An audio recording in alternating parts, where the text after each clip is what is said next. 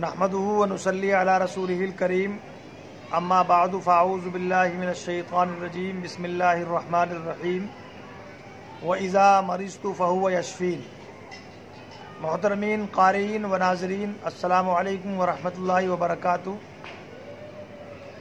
आज फिर हम आपकी खिदमत में एक आज़मूदा नुस्खा लेकर के हाजिर हैं, जिसमें हम आपको शैम्पू बनाने की तरकीब बतलाएंगे।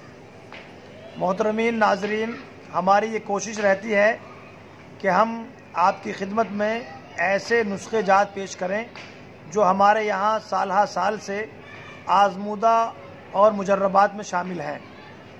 ये नुस्खा भी ऐसा ही है जिसको हमने बरसहा बरस से बना करके तक़सीम भी किया है, अपने यहाँ पर ख़रीदो फ़रोख्त भी किया है और अपने घर में भी इस्तेमाल किया है। तो नुस्खा हाजिर खिदमत है, नोट कर लीजिए नुस्खे को और हमारे लिए दुआ कीजिए कि अल्लाह ताला हमें ऐसे ही आसानियाँ तक़सीम करने की तौफ़ीक़ अता फ़रमाए। और एक गुजारिश आप तमाम हज़रात से यह है कि हमारे चैनल को सब्सक्राइब भी करें ताकि हमारी हर नई आने वाली वीडियो आपकी खिदमत में पेश हो सके। नुस्खा हाजिर है, तमाम हज़रात नोट कर लें। सबसे पहले आप इस नुस्खे के लिए अज्जा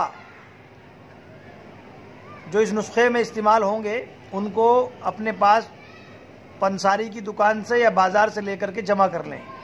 इसके लिए आपको 1 पाव रीठा, 1 पाव आंवला और 1 पाव सीकाकाई, 100 ग्राम ग्लिसरीन और 1 किलो शैम्पू बेस जो बाज़ार में आसानी से दस्तयाब है, आप शैम्पू बेस के नाम से ख़रीद सकते हैं, ले करके अपने पास रख लें। और आंवला और सीकाकाई और रीठा तीनों अशिया को 6 किलो पानी में डाल करके उबालना शुरू कर दें। और जब वो पकते पकते 3 किलो रह जाए तो आप उसको नीचे उतार लें और उसको छान लें। छानने के बाद उसमें 100 ग्राम जो आपने ग्लिसरीन ली थी और 1 किलो शैम्पू बेस उसको भी मिला लें। बस आपका शैम्पू तैयार है।